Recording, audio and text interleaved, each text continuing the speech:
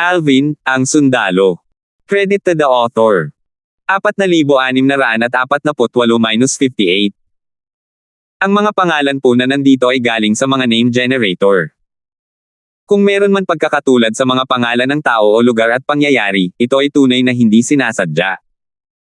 Sa una, hindi pinlano ni Alvin na bigyang pansin ang mga individual na ito. Gayunpaman, ang pangyayari ay pumukaw ng kaguluhan sa marami. Ayaw niyang magulo ang lupain ng banal na alay kaya mabilis niyang binuksan ang mga koneksyon sa iba't ibang kaharian ng mga Diyos sa mundong sumusuway sa Diyos. Ang mga nais umalis sa lupang handog ng banal ay may 1 buwan para umalis. Pagkatapos nito, ang lupang handog ng banal ay muling ibubuklod sa loob ng 1,000 taon. Umalangaw-ngaw ang boses ni Alvin sa buong lupain ng banal na alay. Para bang isang makapangyarihang lumikha ang nagsasalita sa mga buhay na kanyang nilikha. Ang mga salita ni Alvin ay nagpasiklab ng mga alon sa lupain ng banal na alay. Tutal, marami ang nagkagulo dahil sa bagay na ito. Ngayong nakuha na nila ang gusto nila, maaari na silang umalis at pumasok sa pagoda na naglalakbay sa langit upang lumakas. Karamihan sa mga taong nanggo ay mga abanteng kataas-taasang Diyos. Kung tungkol naman sa iilang mga supreme powerhouse sa Divine Offering Land, karamihan sa kanila ay may magandang relasyon sa angkan ng reeds. Alam nila ang mga panganib na kaakibat ng pag-alis sa Divine Offering Land kaya wala silang planong umalis. Bukod dito, bilang mga supreme powerhouse, hindi mahirap para sa kanila na umalis kung gugustuhin nila. Kahit ang mga hindi malapit kay Alvin ay maaaring makipag-usap sa mga makakausap, tulad ng mga tao mula sa angkan ng reeds sa Divine Offering Land. Ama, pinayagan mo silang umalis, pero bakit ayaw mo akong payagan? Likas na sabik si Tristan na makapasok sa Heaven Traversing Pagoda. Gustong-gusto niyang maabyutin ang kanyang ama, ngunit sa kanyang kasalukuyang lakas, pakiramdam niya ay nahuhuli na siya. Ngayong may pagkakataon na silang paliitin ang agwat, natural na ayaw niya itong palampasin. Maging mabuti ka at manatili ka rito, sabi ni Alvin. Bagamat nasiyahan siya sa determinasyon ng kanyang anak na lumakas, ang kanyang anak ay masyadong padalos-dalos. Matapos niyang disiplinahin ang kanyang anak, ipinaliwanag niya ang dahilan sa likod ng kanyang mga desisyon. Matapos maunawaan ang mga alalahanin ng kanyang ama, kumalma rin si Tristan. Gayunpaman, hindi niya maiwasang maisip, hindi ba niya maipaliwanag ito ng mas maaga? Kailangan ba munang gumamit ng pisikal na parusa? Hindi naman ganoon si ama kay Vilma. Napaka-bias niya. Natural lamang na walang kaalam-alam si Alvin sa iniisip ng kanyang anak. Kahit alam niya ang mga ito, hindi niya ito bibigyang pansin. Sa sumunod na panahon, mahigpit na binantayan ni Alvin ang Outer Boundary at ang Myriad Worlds. Nakatanggap din siya ng balita mula sa God-defying Worlds Jade Emperor Heaven na sinubukan ni Mubay na pigilan ang mga tao sa pagpasok sa Heaven Traversing Pagoda. Gayunpaman, dahil sa dami ng mga advanced Supreme Gods, hindi siya nagtagumpay. Iilan lamang sa kanila ang kanyang napigilan. Tutal, maliban kung handa siyang pumatay ng walang pinipili, imposibleng pigilan niya ang napakaraming tao. Bukod dito, kahit na magpumilit siya, alam niyang maaari pa ring makapasok ang mga tao sa Heaven Traversing Pagoda sa pamamagitan ng pagpunta sa mga pasukan sa labas ng God-defying world. Tutal, ang bagong karagdagan sa Heaven Traversing Pagoda ay masyadong nakakaakit. Sa panahong ito, maraming tao mula sa Myriad Worlds at sa Outer Boundary na dating pumasok sa Heaven Traversing Pagoda sa pasukan na may dalang mga lilang kidlat ang lumabas din.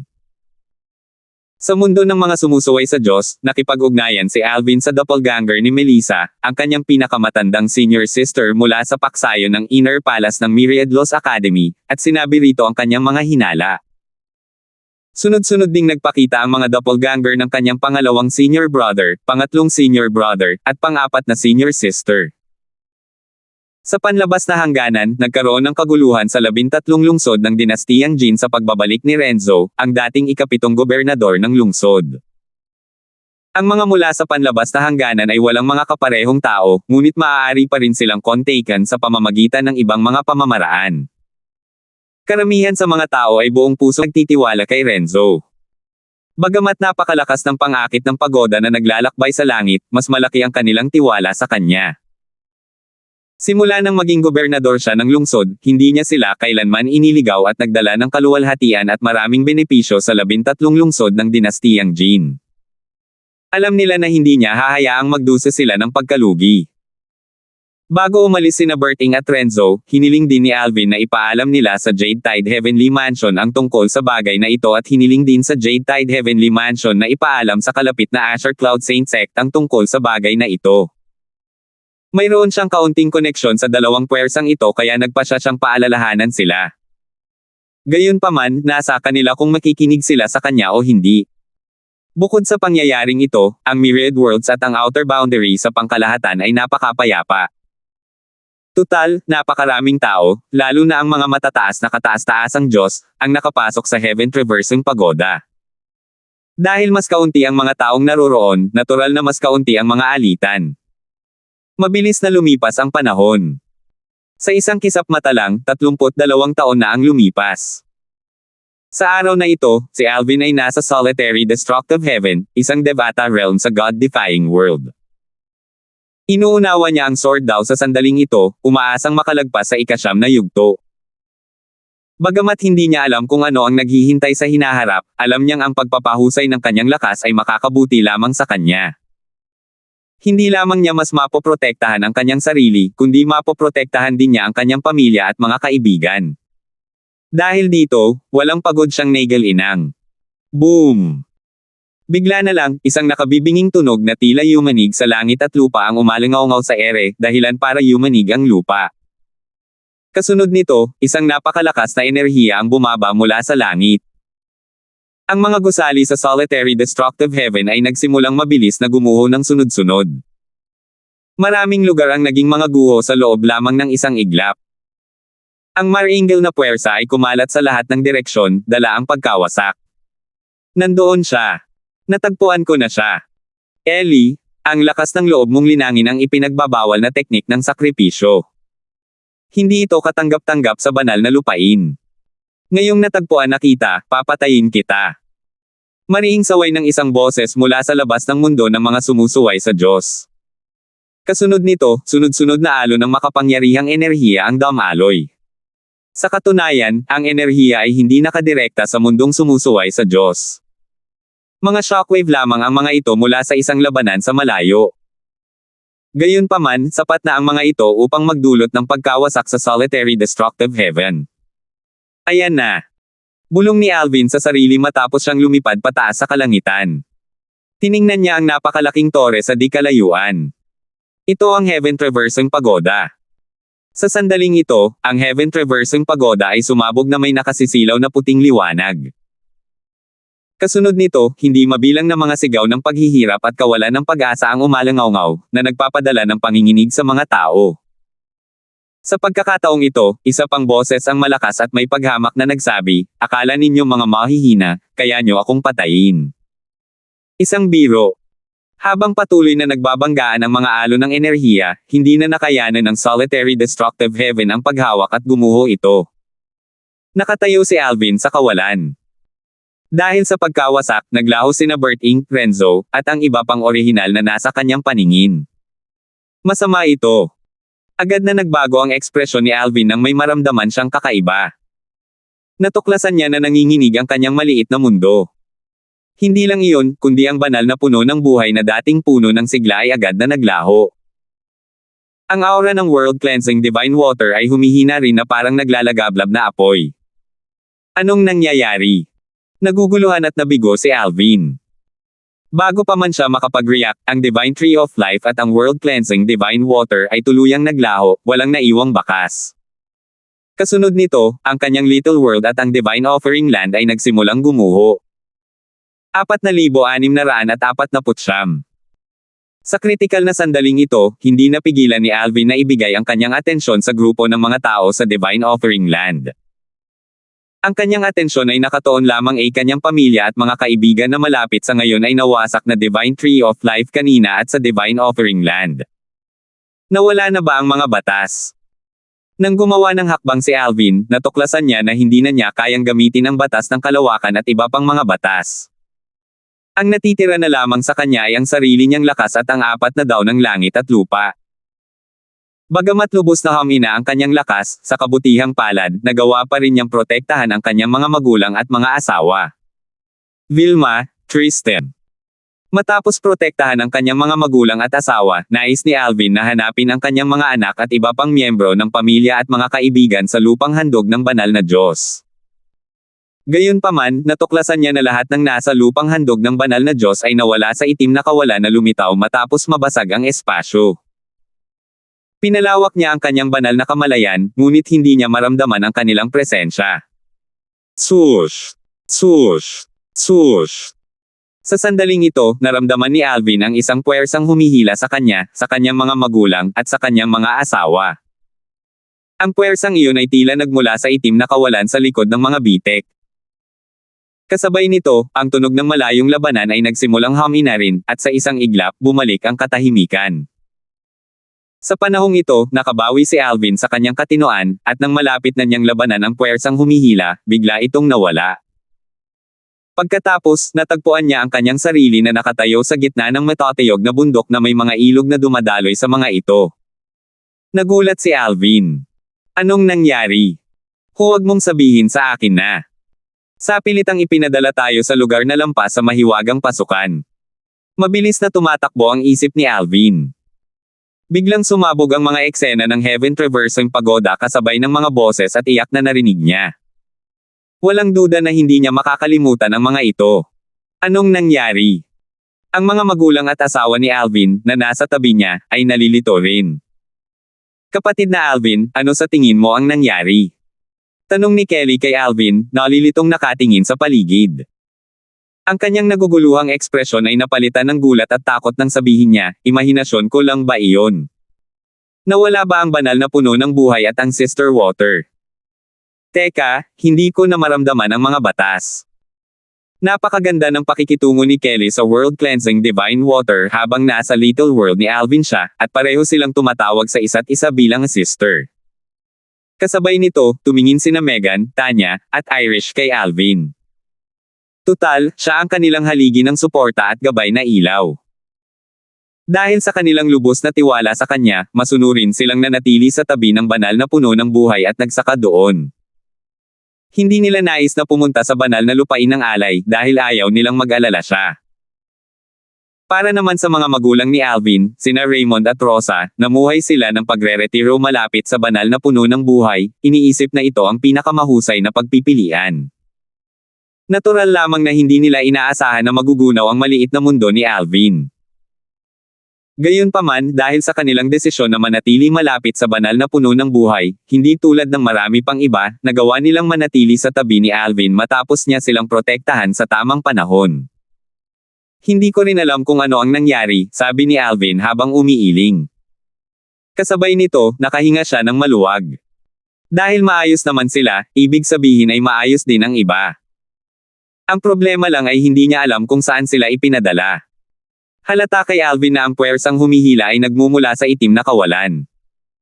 Ngayong nawala na ito, nakabawi na rin sila sa kanilang pagkilos. Totoo. Hindi ko masyadong maintindihan ang mga batas.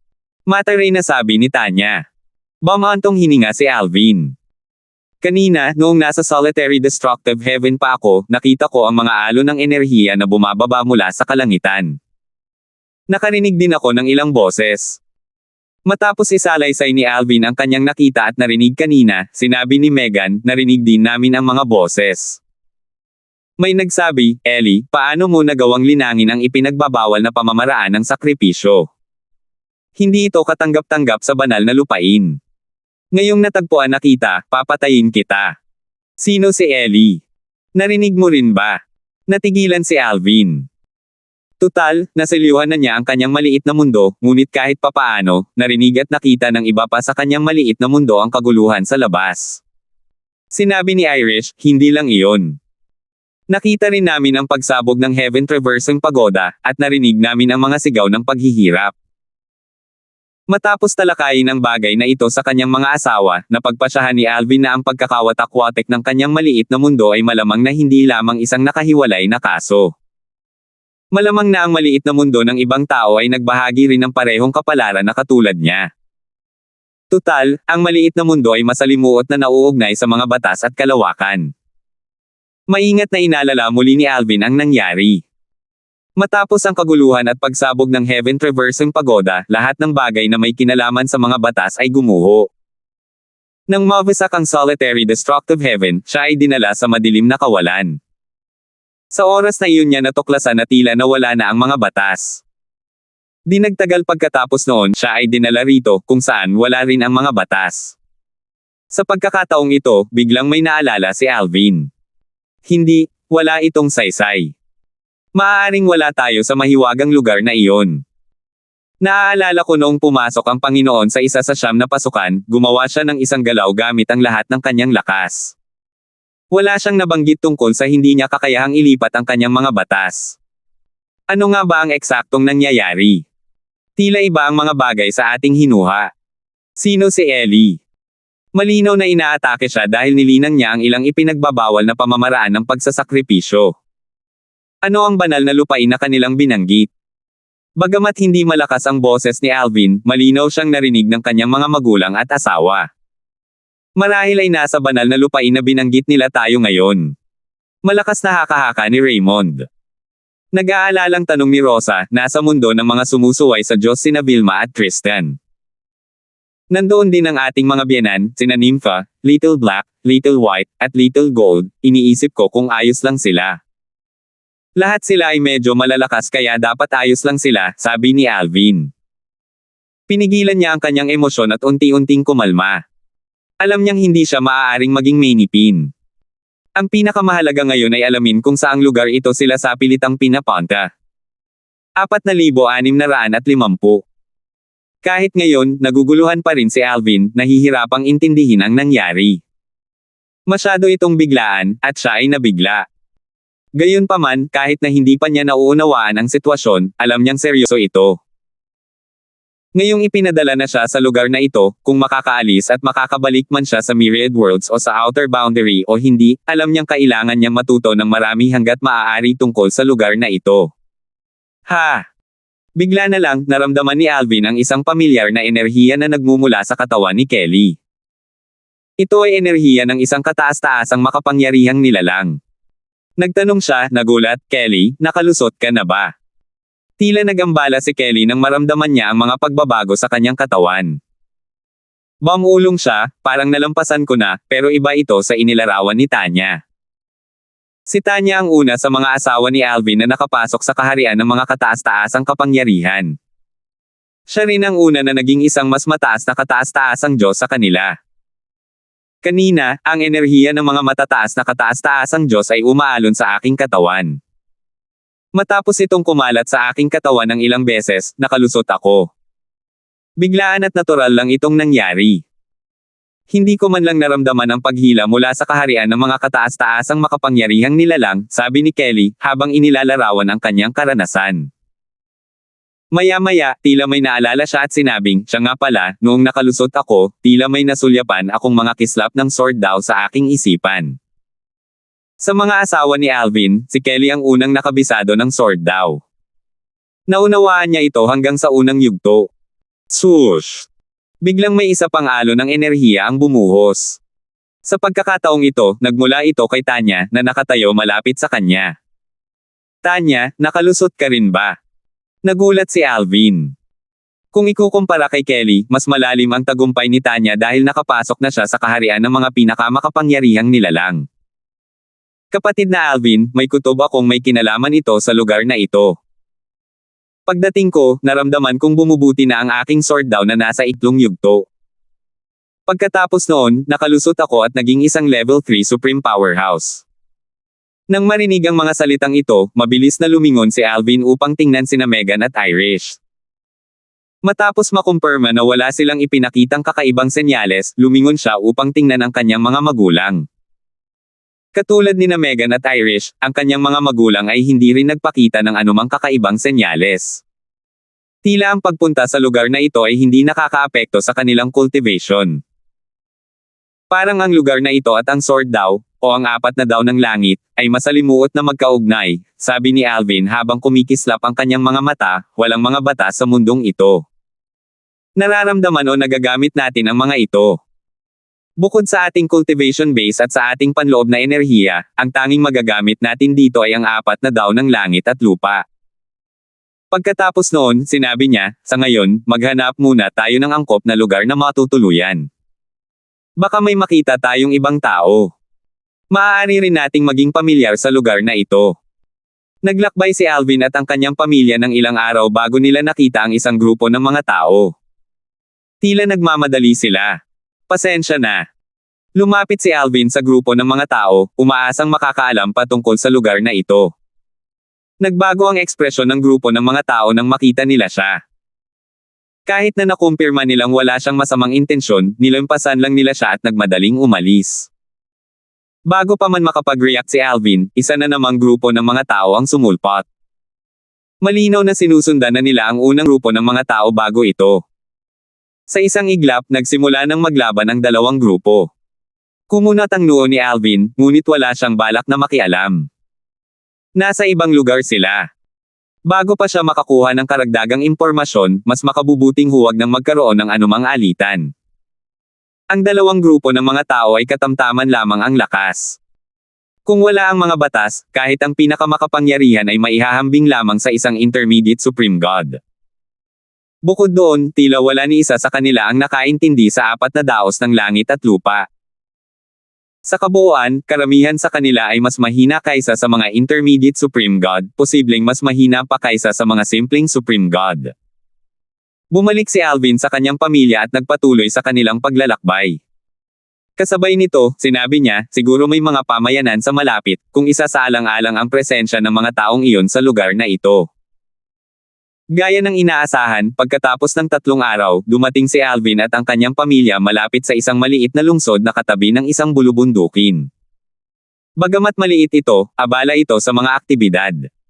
Makikita ang mga taong papasok at palabas ng lungsod sa sandaling ito. Habang papalapit si Alvin at ang kanyang pamilya, nakakuha ng atensyon ng mga tao sa paligid sina Kelly, Megan, at Rosa dahil sa kanilang kagandahan. Suot ni Tanya ang kanyang belo gaya ng dati kaya hindi siya nakakuha ng atensyon. Gayunpaman, panandalian lamang ang kanilang atensyon. Tutal, maraming magaganda sa lugar na ito. Maraming kababaihan dito ang nagil-inang ng mga pamamaraan na nagpapahintulot sa kanila na baguhin ang kanilang mga anyo. Dahil dito, maaari nilang gawing napakaganda ang kanilang mga sarili. Gayunpaman, natural na hindi mababago ng mga pamamaraang ito ang kanilang mga kaluluwa. Pagdating ni Alvin, napansin niya agad pagkarating niya na ang enerhiya ng kaluluwa ng isang tao ay kusang lumalabas. Maaari itong maramdaman mula sa malayo na madaling magbubunyag ng presensya at pagkakakilanlan ng isang tao. Bukod doon, batay sa ilang taong nakasalamuhan niya, natuklasan niya na ang wikang ginagamit dito ay katulad ng sa Myriad Worlds at sa Outer Boundary. Kung hindi dahil sa kawalan ng mga batas at sa hindi sinasadyang pag-apo ng enerhiya ng kaluluwa, madali sana niyang napagkamalan ang lugar na ito bilang ang Myriad Worlds at ang Outer Boundary. Pagpasok sa lungsod, natuklasan ni Alvin na ang mga tao rito ay gumagamit din ng mga banal na kristal at banal na bato para makipagkalakalan. Nakahinga siya ng maluwag. Tutal, mayroon siyang napakaraming banal na bato at banal na kristal. Sayang, hindi nagtagal ang relief. Di nagtagal pagkatapos noon, natuklasan niyang wala na ang kanyang spatial ring. Inisip niya na nasira na ang spatial ring. Ikinalungkot ni Alvin ang pagkawala ng kanyang singsing na pangkalawakan. Sa huli, wala siyang ibang nagawa kundi ang hingin kay Megan ang kwintas nito na gawa sa mga banal na kristal. Plano niyang palitan ang mga ito ng mga banal na bato upang makabili siya ng mga pang-araw-araw na pangangailangan. Ang kwintas ni Megan ay hindi gawa sa mga ordinaryong banal na kristal. Napakalaki ng mga ito. Ang mga banal na kristal na ganon kalaki ay napakabihirang. Ibinigay sa kanya ni Alvin ang mga banal na kristal dahil alam nito ang pagkahilig niya sa mga makintab na bagay, at ikinabit niya ang mga ito sa isang kwintas. Dahil isinuot niya ito sa kanyang leeg sa halip na itago sa kanyang spatial ring, sa kabutihang palad, hindi ito nawala. Ngayong wala na ang mga singsing na pangkalawakan ng lahat. Hindi lamang sila walang pera, kundi wala rin silang mga armas. Matapos gumala-gala sa kalye ng ilang sandali, nakita ni Alvin ang isang tindahan na tinatawag na Precious Treasure Pavilion. Ito ay ilang palapag ang taas at pinalamutian ng marang niya. Dahil sa kuryosidad, nilapitan niya ang tindero at tinanong kung ilang divine rock ang maaari niyang ipagpalit sa kanyang divine crystal. Alam niya ang karaniwang bilis ng pag-uusap, ngunit ang kanyang divine crystal ay hindi naman ordinaryong kristal. Isang banal na kristal na ganito kalaki. Swoosh! Para maiwasan ang panloloko ng tindero, sinadya niyang ipakita ang kanyang sword daw na nasa ika-8 yugto. Ang di nakikitang enerhiya ng espada ay biglang sumulpot bago ito naglaho. Napalitan ng gulat ang ekspresyon ng tindero ng bulalas niya, isang kataas-taasang makapangyarihang daw. 4,651. Iskataas-taasang kapangyarihan ng daw. Ito ang unang pagkakataon na narinig ni Alvin ang terminong ito. Malinaw na ito ay isang termino para sa mga taong bihasa sa 4 na daos ng langit at lupa sa mundong ito. Naging mas magalang ang tindero matapos ang natuklasang ito. Binigyan niya si Alvin ng kanais-nais na palitan ng pera bago nagtanong kung mayroon pa siyang maitutulong kay Alvin. Batay sa kung gaano siya kagalang-galang, malinaw na ang mga taas-taasang makapangyarihang daw ay may mataas na katayuan sa lugar na ito. Dahil hindi naman masyadong abala ang tindahan, nagpasya si Alvin na magtanong ng ilang bagay sa tindero. Mayroon talaga akong ilang tanong. Pagkatapos noon, nalaman ni Alvin na ang lugar na ito ay tinatawag na banal na lupain. Sa kasalukuyan, siya ay nasa isang medyo liblib na lungsod na tinatawag na Peace City sa Distinct Province. Ang lungsod ay tahanan ng 2 kilalang angkan at isang gang, at isa sa mga angkan ang nagmamay-ari ng Precious Treasure Pavilion. Bukod doon, nalaman ni Alvin na ang pinakamalakas na cultivator sa 3 puwersa ay mga Supreme Powerhouse lamang, hindi mga Supreme Powerhouse ng DAO. Ito ang dahilan kung bakit nagulat ang tindero nang malaman na isa siyang DAO cultivator. Nakahanap si Alvin ng matutuluyan.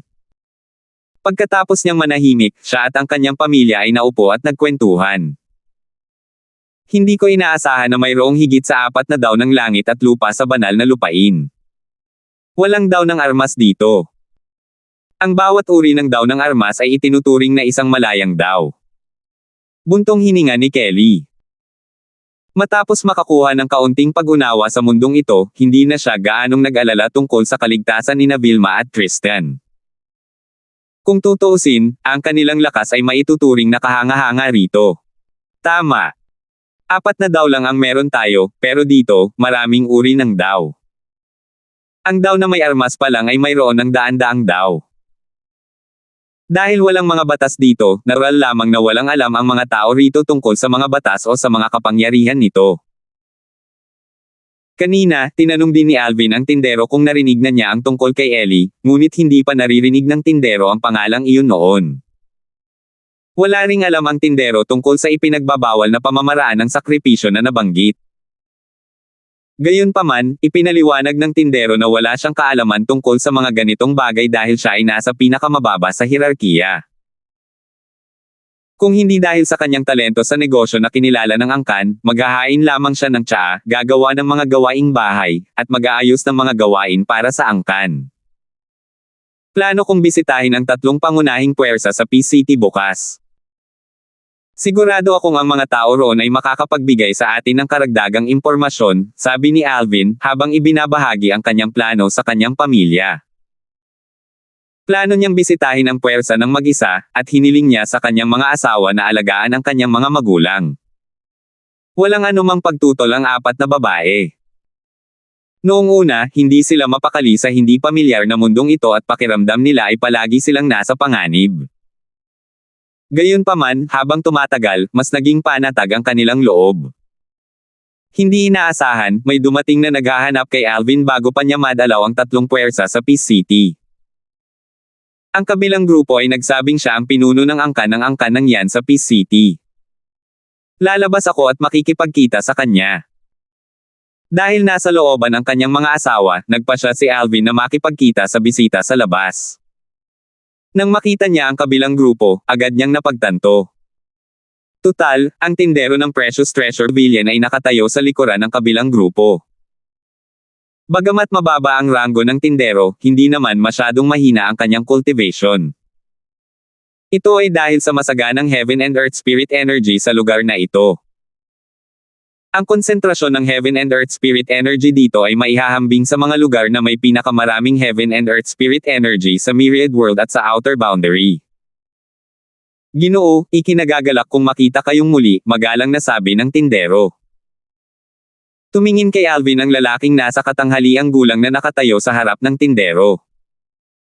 May maningning na mga mata ay magalang na nagsabi, pagbati. Ako si Hudson yan. Pinuno ng angkan ng yan sa Peace City. Naparito ako para bigyan ka ng regalo, Ginoo. Iniabot ni Hudson ang isang bagay kay Alvin habang nagsasalita. Tinanggap ito ni Alvin. Ito ay isang hugis espadang pendant na naglalaman ng bakas ng sword daw. Hindi ito matutukoy ng mga ordinaryong tao, ngunit madali niya itong mararamdaman gamit ang kanyang banal na kamalayan. Gayunpaman, ang sword daw sa pendant na jade ay nasa unang yugto pa lamang.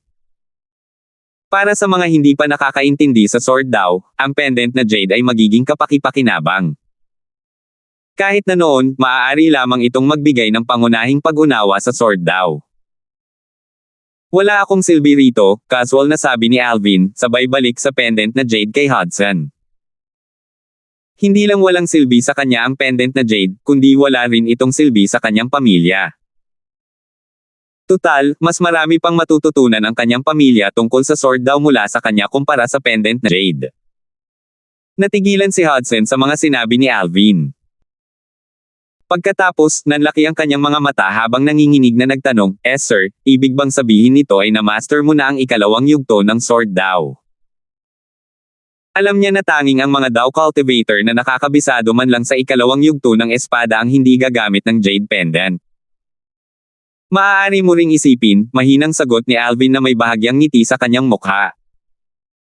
Nanginig ang mga kamay ni Hudson habang kinukuha niya pabalik ang pendant na jade. Huminga siya ng malalim bago nagtanong, Ginoo, maaari ba akong humingi ng tulong sa angkan ng yan? Gagantimpalaan kayo ng malaki ng angkan para sa inyong tulong.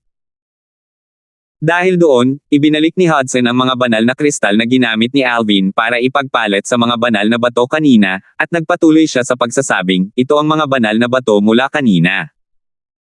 Isipin mo ang mga ito bilang regalo mula sa akin. Hindi inabot ni Alvin ang mga banal na kristal. Sa halip, nagtanong siya ng may bahagyang ngiti, ano ang gusto mong aipatulong ko sa iyo? Hindi alintana ni Alvin ang pagtulong sa kabilang panig kahit maliit na bagay lang ito. Tutal, bilang pinuno ng angkan ng yan, naniniwala siyang makakapagbigay sa kanya ang kabilang panig ng mahahalagang impormasyon. Gayunpaman, kung masyadong komplikado ang bagay na ito, tatanggihan niya ang kabilang panig. Naunawaan ni Alvin ang sitwasyon matapos makinig sa paliwanag ni Hudson. Lumabas na ang hugis espadang pendant na hawak ni Hudson ay nakakuha ng atensyon ng dalawa pang puwersa sa Peace City. Pinagnasaan ito ng dalawang puwersa, at tila handa na silang magsanib puwersa upang harapin ang angkan ng yan. Noong una, plano ni Hudson na ibigay ang pendant na jade kay Alvin at hikayatin ang dalawang puwersa na talikuran ang kanilang mga sakam na ideya. Natural lamang, sinabi niya na ibinigay niya ito, kaya hindi siya madaling maniniwala sa kanya. Dahil dito, umaasa siyang lalapit si Alvin at sasabihing nasa kanya ang pendant na jade kahit na hindi ito tanggapin ni Alvin, umaasang matatakot ni Alvin ang dalawang puwersa. Kaya iyan ang kailangan mo ng tulong. Nakangiting sabi ni Alvin, kung ganoon, pwede mong ipakalat na nasa akin na ang jade pendant. Sabihin mo sa kanila na hanapin ako kung mapipilitin silang makipagtalo. Hihintayin ko sila. Para kay Alvin, isa lamang itong maliit na bagay na hindi dapat banggitin. Tinanggap niya ang mga banal na kristal na inilabas ni Hudson kanina, at planong ibalik ang mga ito sa kanyang asawang si Megan. 4,652. Matapos makitang lumabas si Hudson, bumalik si Alvin sa patio ng panauhin at ibinalik ang mga banal na kristal kay Megan. Nagulat si Megan sa mga banal na kristal, kapatid na Alvin, ito ay... Ngumiti si Alvin bago niya ikinwento ang nangyari. Tumanggaw si Megan matapos niyang marinig na gusto ng angkan na nagmamay-ari ng Precious Treasure Pavilion na magsinungaling si Alvin para sa kanila. Sa kabilang banda, pagkabalik ni Hudson, mabilis niyang ikinalat ang balita. Hindi niya nakalimutang isama ang tuluyan kung saan tumutuloy si Alvin. Hindi nagtagal at tanggap ng dalawa pang pangunahing puwersa sa Peace City ang balita. Ibinigay ni Hudson ang pendant na sword daw sa isang Dao cultivator. Totoo ba? Ibinunyag ba niya ang lokasyon ng kabilang partido? Gusto ba niyang kumpirmahin natin mismo ang bagay na ito? Ang pendant na jade na may sword daw ay napakahalaga sa pagtulong sa kanila na maunawaan ang sword daw. Dahil dito, ang mga pinuno ng dalawang puwersa ay mabilis na nagmadali sa bahay tuluyan upang kumpirmahin ang mga salita ni Hudson.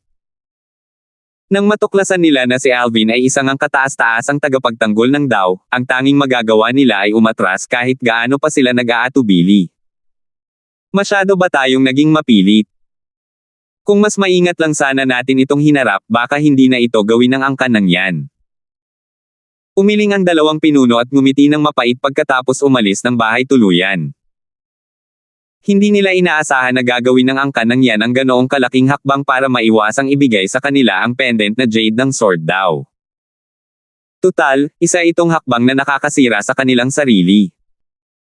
Kasabay nito, nakatanggap din ng balita si Hudson na matagumpay na nalinlang ang dalawang puwersa. Mabilis siyang bumisita muli sa bahay tuluyan kasama ang ilang matatanda, hindi lamang upang ipahayag ang kanyang pasasalamat, kundi upang sagutin din ang tanong ni Alvin. Sa kanyang unang pagbisita, nabanggit ni Alvin na gusto niyang makipag-usap sa mga taong may kaalaman mula sa angkan ng yan. Kaya naman, ang mga elder na dinala ni Hudson ang pinakamaalam kahit hindi sila mga Dao cultivator. Isa sa mga elder ay nangahas ng lumabas ng Distinct Province dati. Muntik na siyang mamatay bago siya matagumpay na nakabalik sa Peace City. Tutal, mapanganib para sa mga hindi nakakaintindi ng Dao na lumabas ng ganito kalayo. Matapos magpasalamat at ipakilala ang mga elder kay Alvin, binigyan niya si Alvin ng isang spatial ring. Ang mga spatial ring ay naiiba sa mga spatial ring sa Myriad Worlds at sa Outer Boundary. Ang huli ay umaasa sa batas ng kalawakan habang ang una ay umaasa sa mga materyales na pinagkunan nito, na mas mataas ang kalidad kumpara sa huli. Gayunpaman, nakakaramdam si Alvin ng bakas ng spatial energy mula rito. Ito ang unang pagkakataon na naramdaman niya ang spatial energy pagkatapos niyang dumating sa mundong ito. Hindi tulad ng mga spatial ring na pamilyar sa kanya, ang mga spatial ring dito ay hindi kayang maglaho ng kusa. Bagamat ang mga singsing ay nakatali sa kanilang mga may-ari, pagkatapos ng pagkamatay ng kanilang mga may-ari, maaaring angkinan ng sinuman ang mga singsing. Nagtanong si Alvin tungkol sa halaga ng singsing na pangkalawakan. Nang malaman niyang hindi naman ganoon kataas ang halaga nito, humingi siya kay Hudson ng karagdagang singsing na pangkalawakan para sa kanyang pamilya. Tutal, wala na silang singsing na pangkalawakan pagkatapos nilang pumunta sa lugar na ito. Noong una ay naguluhan si Hudson nang malaman niyang si Alvin at ang iba pa ay walang taglay na mga singsing na pangkalawakan. Hindi lang iyon, tila kulang din sila sa mga banal na bato. Kung tutuusin, hindi dapat kulang sa mga bagay na ito ang mga kataas-taasang kapangyarihan ng Dao. Napagtanto lamang niya ito matapos sabihin sa kanya ni Alvin ang tungkol sa kanyang pinagmulan. Hindi nagatubiling ibunyag ni Alvin ang kanyang pinagmulan kay Hudson dahil sigurado siyang hindi siya banta ni Hudson. Bukod dito, malapit na siyang umalis sa lugar na ito. Matapos itong marinig, ang matandang lalaki, na minsang umalis sa Distinct Province, ay nagsabi, "Ginoo, kung hindi ako nagkakamali, ang mundong pinanggalingan mo ay nilikha ng Life Creation Chart." Batay sa mga alamat, ang sakripisyong daw na binanggit mo ay may kaugnayan din dito. Nilikha ba ito ng Life Creation Chart? Nagulat si Alvin. Pagkatapos, huminga siya ng malalim at sinabing, "Pakipaliwanag po, Senyor." Nagmamadaling sinabi ng matanda, "Ginoo, isa po kayong pinakamakapangyarihang Dao. Hindi po ako karapat-dapat na tawagin ninyo akong Senior." Pagkatapos sabihin iyon, ikinwento niya kay Alvin ang tungkol sa mga alamat at kwentong narinig niya sa mga nakalipas na taon. Sa kasaysayan ng banal na lupain, sinasabing may gumamit ng Life Creation Chart upang lumikha ng isang bagong kaharian. Hindi lang iyon, sinasabing sapilitang inilipat din ng kabilang panig ang iba pa roon. Ang pinakanakakagulat ay sinasabing kayang kontrolin ng may-ari ng life creation chart ang lahat ng bagay sa kaharian na iyon, kasama na ang daloy ng panahon. Sinasabing sa bagong kaharian na nilikha ng life creation chart, maaaring magtatag ang may-ari ng iba't ibang batas, kabilang narito ang mga elemental na batas na bumubuo sa pundasyon ng life creation chart. Bahagyang gumalaw ang puso ni Alvin nang marinig niya ang mga salitang mga batas ng elemento.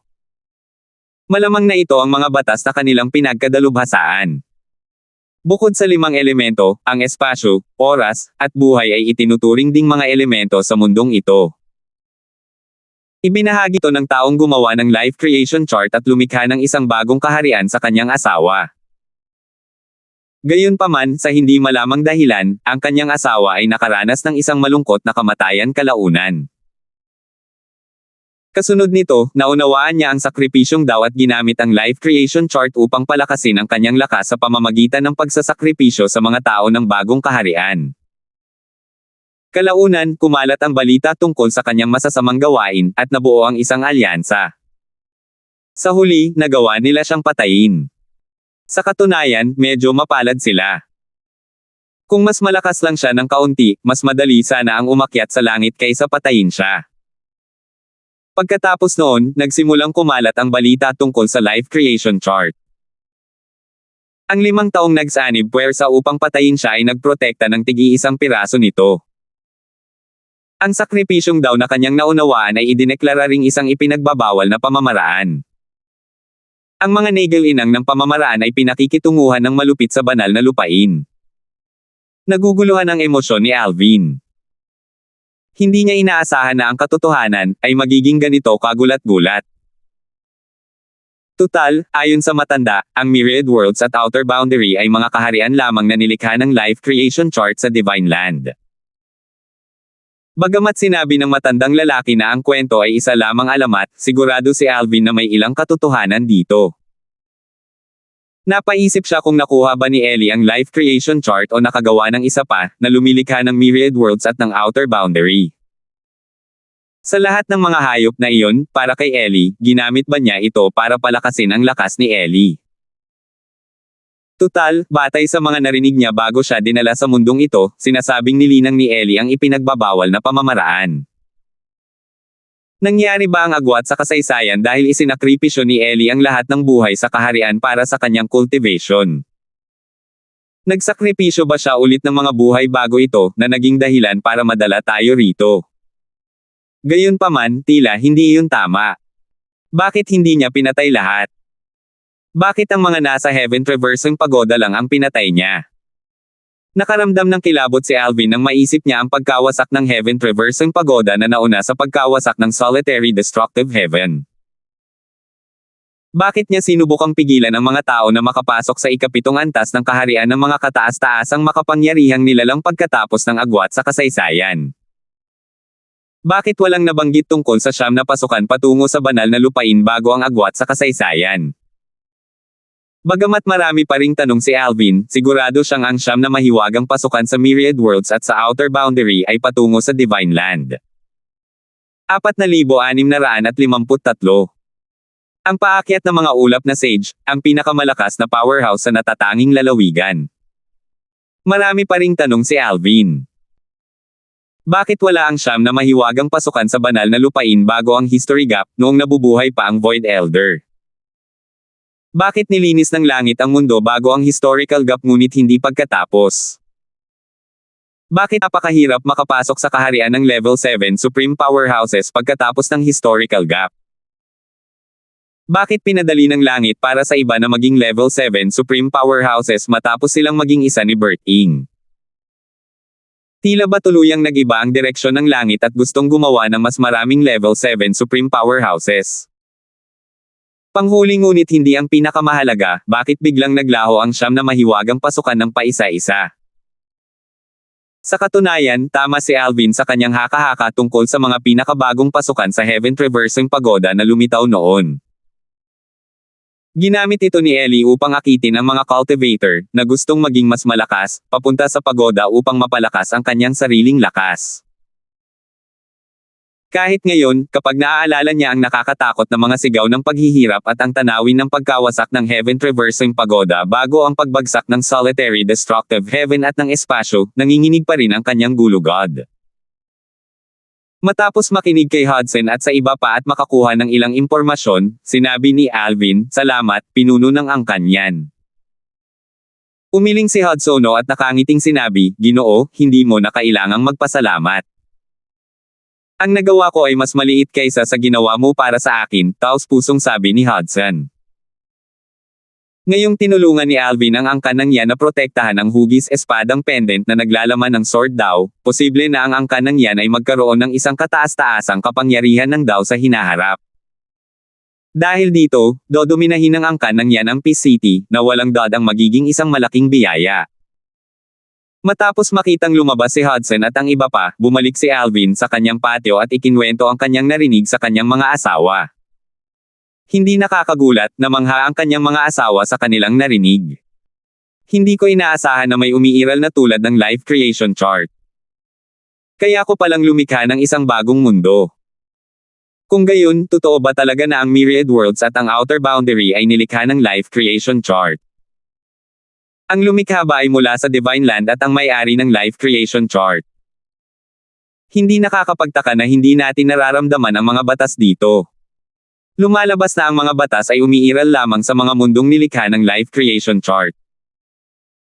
Kinabukasan, ikinwento rin ni Alvin sa kanyang mga magulang ang kanyang mga natutunan, at laking gulat din nila.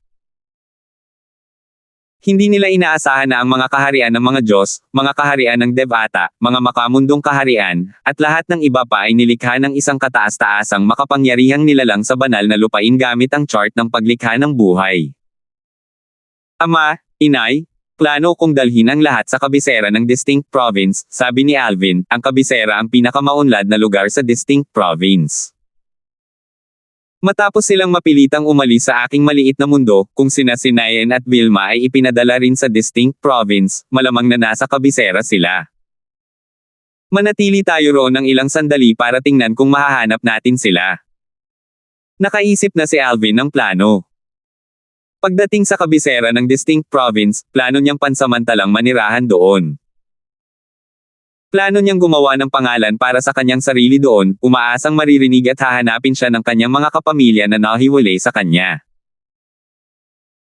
Kung sapat na ang kanyang katanyagan, maaaring kumalat pa ang kanyang katanyagan sa labas ng Distinct Province, at kumalat sa pandinig ng kanyang mga kapamilya na nasa labas ng Distinct Province. Nagliwanag ang mga mata ng mga magulang ni Alvin nang malaman nila ang tungkol sa kanyang plano. Magandang plano yan. Oo nga. Sa pamamagitan nito, sana ay mahanap na natin ang ating mga apo sa lalong madaling panahon.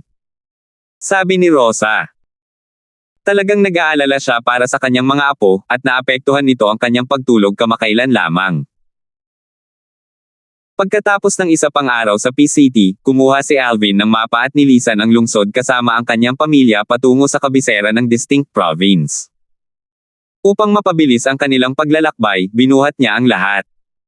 Gayunpaman, kahit na mabilis siya, inabot pa rin sila ng halos 10 araw bago makarating sa kanilang destinasyon. Makikita kung gaano kalaki ang Distinct Province. Gayunpaman, kailangang sabihin na humihinto siya upang magpahinga gabi-gabi sa isang lungsod at maglalakbay lamang sa araw. Kung may mga batas sa lugar na ito, at ang bilis ni Alvin ay katulad noong siya ay nasa Myriad Worlds at sa Outer Boundary, darating sana sila sa loob lamang ng 1 o 2 araw.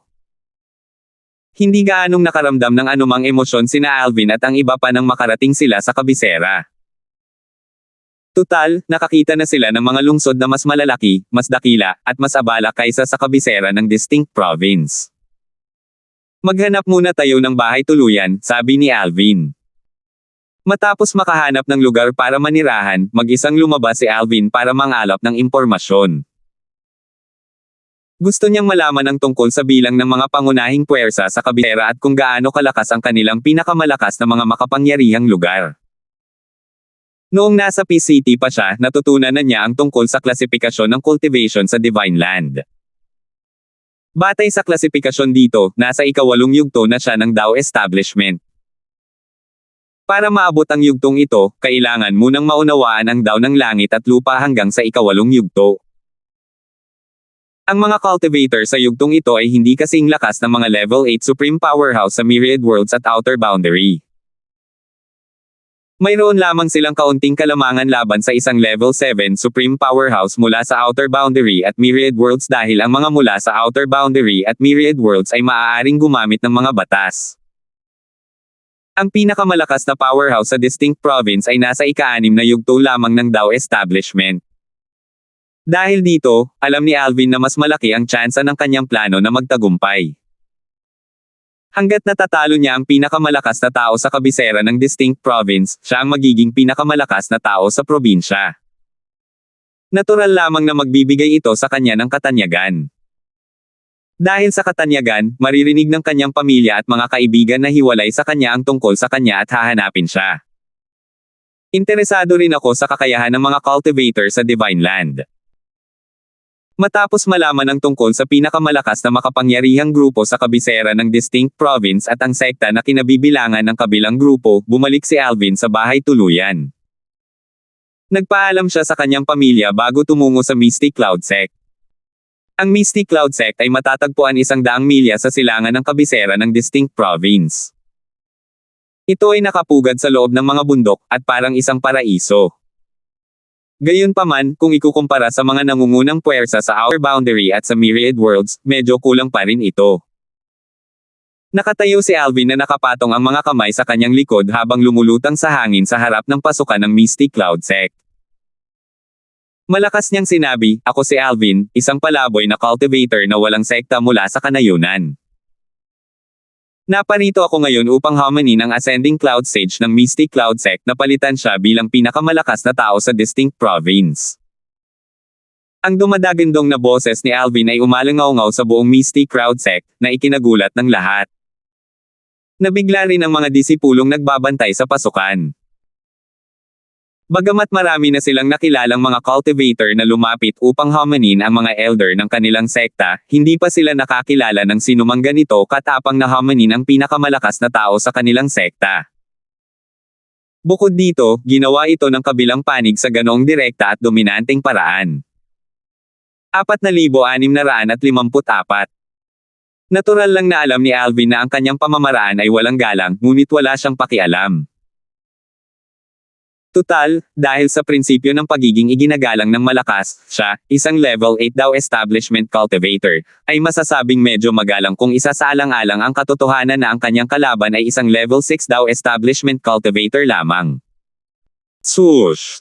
Swoosh! Swoosh! Maya-maya pa, ilang figure ang lumabas mula sa Misty Cloud Sect.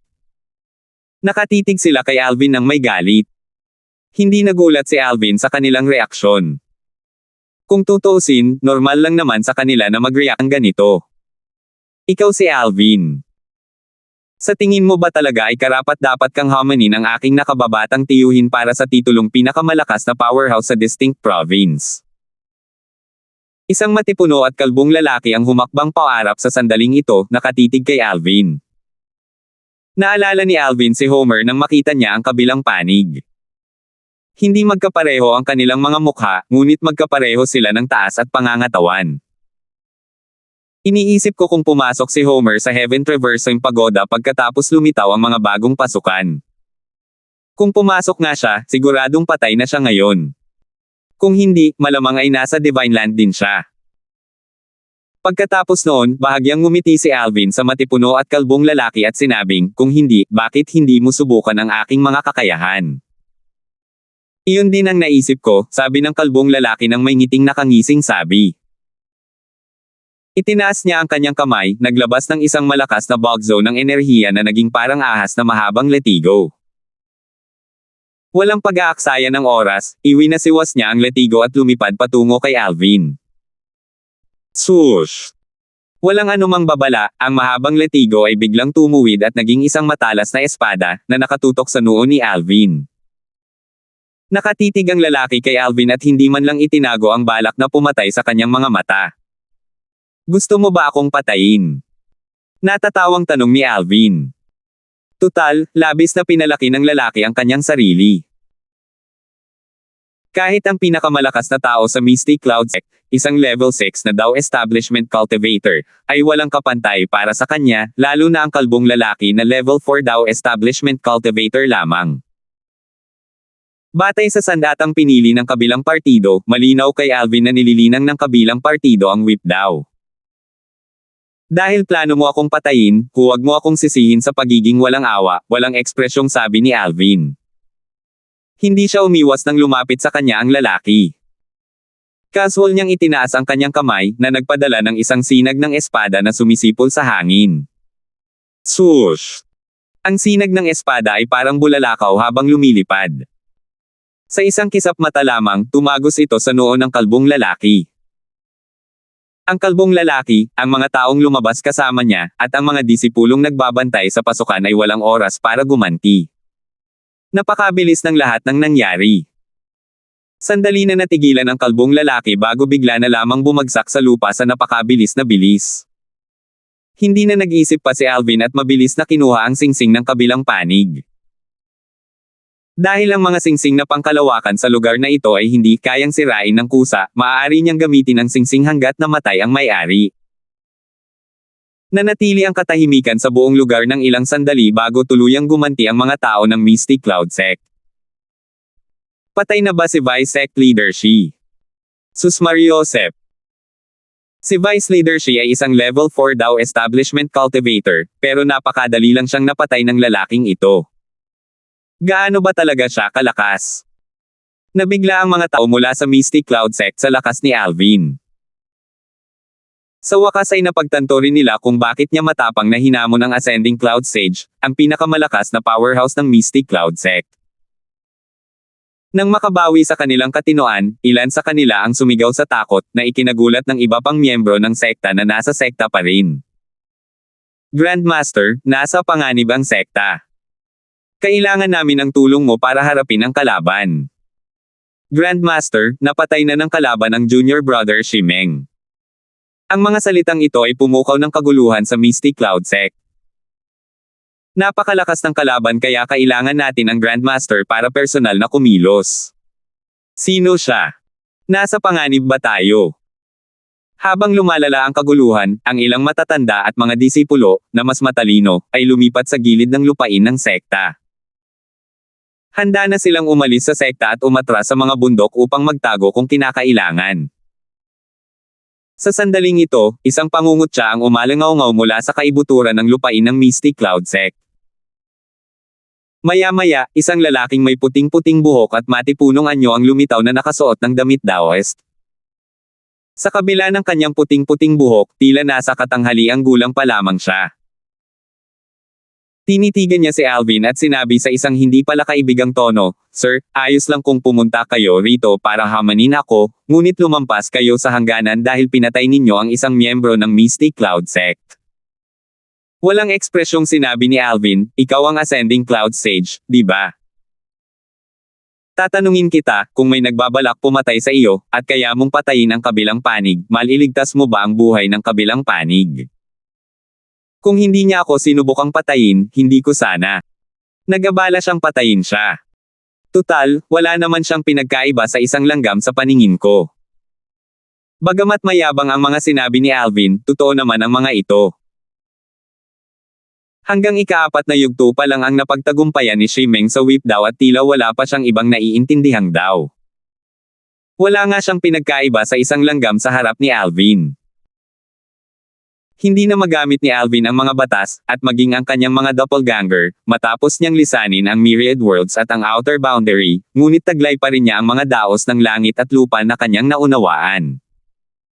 Hindi lamang niya naunawaan ang sword daw hanggang sa ika-8 yugto, kundi naunawaan din niya ang mastery daw at ang limitless daw hanggang sa ika-7 yugto. Dahil dito pa lamang, maihahambing pa rin siya, kung hindi man mas malakas kaysa sa isang level 8 supreme powerhouse na nakakaunawa ng batas hanggang sa pinakamataas na yugto. Mapangahas. Sa matinding galit, ang Ascending Cloud Sage ay nagpakawala ng isang bulk zone ng marahas na enerhiya na mabilis na naging isang sinag ng espada. Ang sinag ng espada, na siyang nagtataglay ng ika-6 na yugto ng sword daw, ay mas maliwanag pa sa araw habang ito ay sumusulpot patungo kay Alvin. Ugong. Nanginig ang kawalan kasunod nito ngunit walang ipinakitang senyales ng pagkapunit sa espasyo. Hindi maiwasan ni Alvin na mamangha sa loob-loob niya kung gaano katatag ang espasyo sa banal na lupain. Katulad ng Ascending Cloud Sage, hindi rin ito napunit ang espasyo gamit ang kanyang sinag ng espada kanina. 4,655. Marangya ang mga galaw mo, pero wala itong silbi, sabi ni Alvin nang harapin ang mabangis na atake ng Ascending Cloud Sage. Itinaas niya ang kanyang kamay, at isang maliit na sinag ng espada ang lumabas mula sa kanyang daliri. Ang sinag ng espada ay parang isang maliit na bituin kumpara sa higanteng Heaven Soaring Sword Ray ng Ascending Cloud Sage. Gayunpaman, ang tila maliit na sinag ng espada ay sumabog ng may napakalakas na puwersa nang bumangga ito sa sinag ng espada ng Heaven Soaring, na agad na dinurog ang huli. Pagkatapos, nagpatuloy ito sa pagtama patungo sa Ascending Cloud Sage nang hindi nagpapakita ng anumang senyales ng pagbagal. Ang ikapitong yugto ng Dao Establishment. Gulat na bulalas ng Ascending Cloud Sage. Sa sumunod na sandali, ang galit sa kanyang mga mata ay napalitan ng gulat at kawalan ng pag-asa. Mabilis siyang nagmakaawa, inaamin kong natalo ako. Pakiusap, patawarin mo ako, Senyor.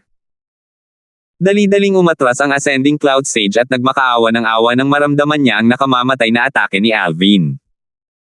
Bumuo siya ng mga patong ng proteksyon gamit ang lahat ng kanyang lakas, ngunit madali silang nawasak ng sinag ng espada ni Alvin. Tutal, masyadong malaki ang agwat sa pagitan ng ikapito at ika-6 na yugto ng Sword Dao. Matagal na niyang pinag-aaralan ang Sword Dao at hindi pa rin umuunlad, ngunit naabot na ni Alvin ang yugto ng Sword Dao na kanyang pinapangarap. Malamig na tumango si Alvin. Sa sumunod na sandali, ang sinag ng espada ay tumama sa Ascending Cloud Sage, dumampi sa gilid ng kanyang ulo at inalis ang ilang hibla ng kanyang kulay abo at puting buhok bago tuluyang naglaho sa ere. Salamat sa pagliligtas sa buhay ko, Senyor. Nanginginig sa takot ang Ascending Cloud Sage habang lumilipad sa ere ang kanyang magulo na buhok. Lubos niyang pinagsisihan ang kanyang dating kayabangan sa sandaling ito. Bilang pinakamalakas na tao sa Distinct Province, ang kanyang kayabangan ay malalim na nakaukit sa kanyang mga buto. Bagamat mayroon pang 2 level 6 na Dao Establishment Cultivators sa Distinct Province, wala ni isa sa kanila ang makakatapat niya. Natural na hindi niya inaasahan na ang taong humamon sa kanya ngayon ay kahit papaano ay isang level 7 Dao Establishment Powerhouse. Hindi lang iyon, tila mas malakas pa ang kabilang panig kaysa sa mga ordinaryong level 7 Dao Establishment Powerhouses. Sa sandaling ito, ang iba pang miyembro ng Misty Cloud Sect, na nabigla sa pagbabago ng mga pangyayari, ay sunod-sunod na humingi ng tawad kay Alvin matapos silang bumalik sa kanilang katinoan. Senyor, patawarin mo kami sa pagkakainsulto sa iyo kanina. Senyor, patawarin mo ako. Tumingin si Alvin sa Ascending Cloud Sage at walang pakialam na nagtanong, kaya, nanalo ba ako sa hamon ngayon? Siyempre naman. Mabilis na sabi ng Ascending Cloud Sage habang tumatango, Senyor, ang lakas mo ay higit na nakahihigit sa akin. Tama lang na sabihin na ikaw na ngayon ang pinakamalakas na powerhouse sa Distinct Province. Napakahusay, sabi ni Alvin habang tumatango sa kasiyahan, nandito ako para hamanin kang gumawa ng pangalan para sa aking sarili, tutal. Pagkatapos ng isang katahimikan, sinabi ni Alvin sa isang boses na umalangaw-ngaw sa buong Misty Cloud Sect, tandaan. Ang pangalan ko ay Alvin. Kilala ako bilang God-defying sword sa aking mga kaibigan at kalaban. Ipakalat ang balita na ako, ang God-defying sword, ang pinakamalakas na tao sa Distinct Province. Ang mga hindi nasisiyahan ay malugod na tinatanggap na hamanin ako sa Soaring Wind Inn sa kabisera. Ibinigay ni Alvin sa kanyang sarili ang titulong God-defying sword, dahil nag-aalala siya na baka isipin ng kanyang iba pang mga miyembro ng pamilya at mga kaibigan na isa lamang itong taong kapareho niya ng pangalan kapag narinig nila ang tungkol sa kanya. Gayunpaman, sa titulong God-defying sword, wala silang duda na siya nga iyon. Pagkatapos noon, tumalikod si Alvin at umalis sa isang kisap mata. Si Alvin, ang Diyos na sumusuway sa espada. Bulong ng paakyat ng mga ulap na sage nang makabawi siya ng katinoan. Hindi pa niya naririnig ang tungkol kay Alvin noon. Kaya naman, inakala niyang si Alvin ay isang gumagala na cultivator na kagagaling lang mula sa pag-iisa, na yumanig sa buong distinct province pagkakita niya. Sa sandaling ito, isang mataas na opisyal ng Misty Cloud Sect ang lumapit sa Ascending Cloud Sage. Magalang niyang sinabi na may mapang-akit na ekspresyon sa kanyang mukha, Senior Grand Uncle, sinabi ni Lord Darfield kanina na siya ay nanunuluyan sa isang inn sa kabisera. Mukhang wala pa siyang sariling tirahan dahil kagagaling lang niya mula sa pag-iisa. Ang aming sekta ay nagmamay-ari ng ilang mga ari-arian sa kabisera. Bakit hindi natin siya ibigay bilang isang tanda ng mabuting kalooban? Tutal, kapag kumalat ang kanyang reputasyon, malamang na hindi niya tatanggapin ang aming tanda ng mabuting kalooban. Walang duda na marami sa mga kilalang pamilya sa kabisera ang mag-aagawan upang ipakita ang kanilang mabuting kalooban sa kanya sa oras na iyon. Nagliwanag ang mga mata ng sage na paakyat sa ulap nang marinig ang mungkahing ito. Tinapik niya ang balikat ng lalaki at sinabing may nasisiyahan, napakagandang ideya. Andy, parang minamaliit kita noon. Pagkatapos, lumingon ang Ascending Cloud Sage upang tingnan ang marangal na lalaking nasa katanghaliang gulang sa tabi niya at sinabing, pinuno ng sekta, ihanda mo ang pinakamagandang ari-arian na pagmamay-ari ng ating sekta sa kabisera at sundan mo ako sa Soaring Wind Inn sa kabisera upang makilala si Lord Darfield. Maya-maya, idinagdag ng Ascending Cloud Sage, Andy, dapat ka ring sumama sa amin. Opo, Lola. Opo, Lolo at Lola. Halos hindi maitago ni Andy ang kanyang pananabik. Ramdam niya ang mga inggit na titig ng kanyang mga nakatatandang kapatid. Matapos maisaayos ng sect leader ng Misty Cloud Sect ang mga bagay-bagay, mabilis silang umalis papunta sa Soaring Wind Inn sa kabisera. May gusto bang hamanin ako ng ganito kaga? Nagtaas ng kilay si Alvin. 2 araw pa lamang ang nakalipas mula nang bumalik siya mula sa Misty Cloud Sect. Nang makita niya ang Ascending Cloud Sage at 2 pang lalaki, inakala niyang dumating ang mga ito upang ipaalam sa kanya na may gustong humamon sa kanya. Nakangiting sabi ng paakyat na sage ng ulap, hindi lang iyon, Panginoong Darfield. Naparito kami para ialok sa iyo ang isang ari-arian namin. Dati, sinabi mong mananatili ka sa isang bahay tuluyan. Dahil kararating mo lang sa distinct province, hiniling ko sa pinuno ng sect na maghanda ng ari-arian para sa iyo bilang regalo mula sa amin. Pagkatapos, sinabi ng Ascending Cloud Sage sa sect leader ng Misty Cloud Sect, sabihin mo kay Lord Darfield ang tungkol sa ari-arian. Ang pinuno ng sekta ng Misty Cloud Sect ay humakbang paarap at yumuko ng may paggalang bago niya sinabi, pagbati, Panginoong Darfield. Ako si Wu Danqing, ang pinuno ng sekta ng Misty Cloud Sect. Panginoon, ang ari-ariang inihanda namin para sa iyo ay matatagpuan. Natural na naunawaan ni Alvin ang kanilang intensyon. Malinaw na ito ay isang pagpapakita ng mabuting kalooban. Dahil kararating lang niya sa kabisera ng distinct province, totoo na kailangan niya ng sarili niyang tirahan. Tutal, kasama niya ang kanyang mga kapamilya. Dahil may permanenteng tirahan na sila, maaari na rin silang manirahan ng maayos. Dito sila titira ng ilang panahon dahil plano niyang maghintay at tingnan kung may iba pa sa kanyang mga kapamilya at kaibigan ang maghahanap sa kanya. 4,656 Ang ari-ariang balak ibigay ng Misty Cloud Sect kay Alvin ay maluho at napakalaki. Ito ay lubhang kapansin-pansin sa kabisera ng distinct province. Sa tulong ng pinuno ng sekta ng Misty Cloud Sect, hindi na kinailangang gumawa ng kahit ano si Alvin at ang kanyang pamilya tungkol sa paglipat dito.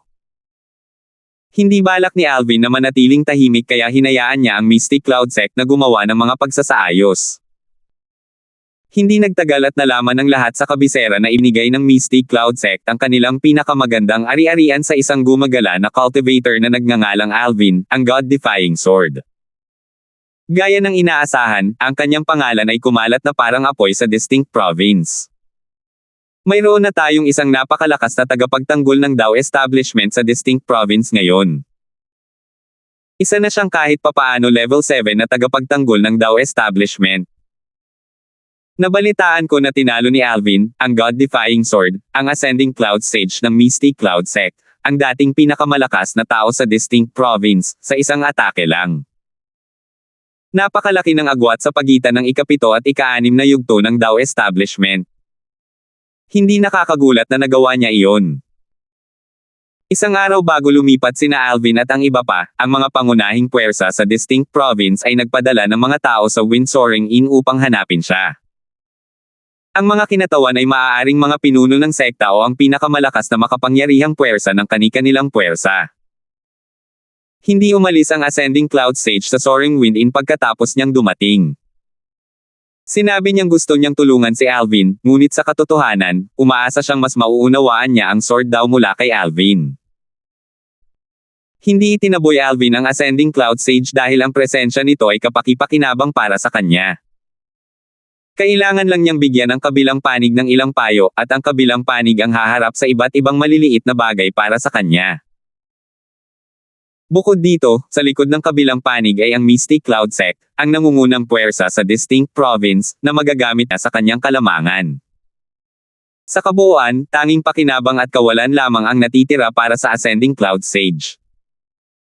Nang kumalat ang usapin tungkol sa pananatili ng Ascending Cloud Sage sa bahay tuluyan at pagiging kaitiwala sa bahay ni Alvin, natural lamang na nagdulot ito ng kaguluhan.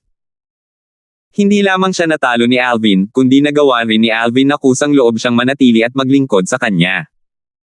Paanong hindi ito magdudulot ng kaguluhan? Napakahirap paniwalaan. Ang kagalang-galang na patriarka ng Mystic Cloud Sect, isang level 6 na Dao establishment powerhouse at ang dating mas malakas na tao sa distinct province, ay handang maging isang housekeeper. Bakit hindi ka panipaniwala? Masyado kang makitid ang pananaw. Ang patriarka ng Mystic Cloud Sect ay dating pinakamalakas na tao sa distinct province. Paano magiging tanga ang isang taong katulad niya? Halata naman na kusang loob niyang pinakumbaba ang sarili at sinunod si Lord Darfield dahil makikinabang siya rito. Sang-ayon ako. Matagal nang nabuhay ang Ascending Cloud Sage. Sigurado akong lahat ng kanyang mga kilos ay nagsisilbi sa kanyang mga interes. Walang paraan na gagawa siya ng mga bagay na hindi makakabuti sa kanya. Kinukultura ng Ascending Cloud Sage ang Sword Dao, at ang titulo ni Lord Darfield ay God-Defying Sword. Nangangahulugan ito na kinukultura rin ni Lord Darfield ang Sword Dao. Dahil natalo niya ang Ascending Cloud Sage, malinaw na ang kanyang Sword Dao ay mas malalim kaysa sa Ascending Cloud Sage. Ang kanyang sword daw ay kahit papaano ay mas mataas ng isang yugto kaysa sa Ascending Cloud Sage, na isang level 6 Dao establishment cultivator. Kung tutuusin, sinasabing isa siyang level 7 Dao establishment cultivator. Kung ako ang tatanungin mo, sa palagay ko ay sinusubukan ng Ascending Cloud Sage na mapalapit kay Lord Darfield para mapabuti niya ang kanyang sword daw. May punto ka. Samantala, sa lungsod ng langit. Isang maliit na lungsod sa natatanging lalawigan. Isang magandang dalaga na may pambihirang tindig ang lumabas mula sa isang restoran kasama ang isang batang babaeng nakasuot ng ginto na mukhang kasing ganda ng isang manika. Mabilis na nilisan ng dalawa ang lungsod at nagtungo sa kabisera ng distinct province. Sister Nympha? Walang duda na si Alvin, ang God-Defying Sword, ay si Brother Alvin. Buong kumpiyansang sabi ng dalaga sa dalaga. Tama ka, nakangiting sabi ng dalaga, kung pangalan lang talaga, baka nagkataon lang na pareho tayo ng pangalan. Pero, dahil sa titulong God-Defying Sword, walang duda na si Brother Alvin ang kalaban. Hindi siya mahilig magpapansin. Kung pagbabatayan ang pagiging magarbo niya, halata naman na umaasa siyang malalaman natin ang tungkol sa kanya at hahanapin natin siya. Ang dalaga ay si Nympha, at ang dalaga ay si Little Gold. Dati, ang dalawa ay nagkakaroon ng karanasan sa Divine Offering Land, na bahagi ng Little World ni Alvin, kasama sina Vilma, Tristan, Little Black, at Little White. Ang grupo ng mga tao ay nahati sa 3 pangkat bago sila gumala sa lupain ng banal na alay. Sina Nympha at Little Gold ay nasa isang pangkat, sina Vilma at Little White ay nasa isang pangkat, at sina Tristan at Little Black ay nasa isang pangkat. Natural lamang, wala sa kanila ang umasa na babagsak ang lupain ng banal na alay. Kalaunan, sina Nympha at Little Gold ay ipinadala sa distinct province ng Divine Land. Matagal silang naglakbay bago sila nakarating sa Heavenly City. Ilang araw na silang nanatili sa Heavenly City at wala silang planong umalis hanggang sa makarinig sila ng mga bulong-bulungan tungkol kay Alvin, ang God-defying sword. Natural nilang naunawaan ang intensyon ni Alvin at mabilis na umalis sa Heavenly City upang makipag-ugnayan muli sa kanya sa kabisera ng distinct province. Hindi pa nauunawaan ng dalawa ang anumang Dao kaya hindi pa sila nakapasok sa kaharian ng Dao establishment. Gayunpaman, salamat sa mga Supreme Powerhouse Divinities na natanggap nila mula kay Alvin sa Divine Offering Land, ang kanilang cultivation ay lubos na bumuti. Bukod dito, binigyan din niya sila ng masaganang resources. Gamit ang lahat ng mga bagay na ito, matagumpay silang nakapasok sa kaharian ng mga Supreme Gods. Sa kanilang paglalakbay patungo sa kabisera, nakatagpo sila ng mga bandido, ngunit madali para sa kanila na harapin ang mga bandido. Naging maayos ang kanilang paglalakbay, at sa maikling panahon, ligtas silang nakarating sa kabisera. Matapos magtanong ng ilang sandali, mabilis nilang natagpuan ang lokasyon ng Darfield residence sa kabisera. Pagdating nila, napagtanto nila na ang prestihiyo ni Alvin ay sumikat ng husto sa loob lamang ng maikling panahon, nalampasan ang dating Ascending Cloud Sage. Nakita nila ang mga taong nakapila sa labas ng Darfield residence, umaasang makapag-aral upang maunawaan nila ang Sword Dao at maging mga tagapagtanggol ng Dao establishment. Mga binibini, pumunta rin ba kayo rito para mag-apprenticeship? Ang mga gwardya na nakatalaga sa pasukan ng Darfield residence ay mga elder ng Mystic Cloud Sect. Hiniling ng Ascending Cloud Sage sa pinuno ng sect na maglagay ng 2 elder dito. Sa kanyang palagay, ang mga ordinaryong disipulo ay hindi kwalipikadong maging gwardya ni Alvin. Magalang na sabi ni Nympha, pagbati, Senior.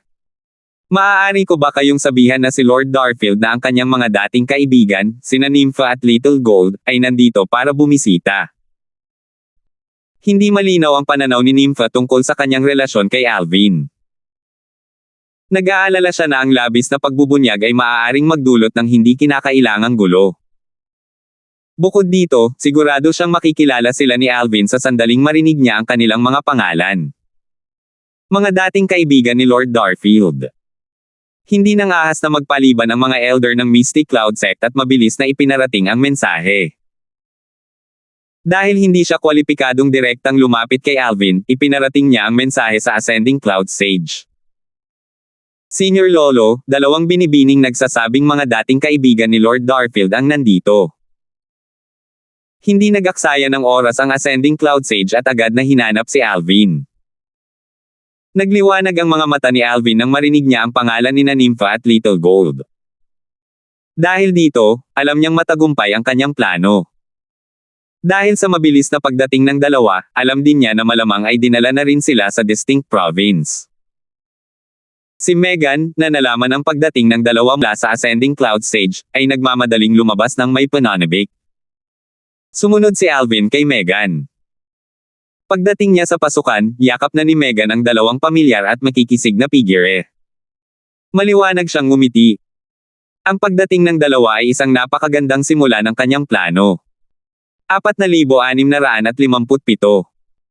Hindi napigilan ni Nympha at Little Gold ang kanilang pananabik nang makita nila si Alvin.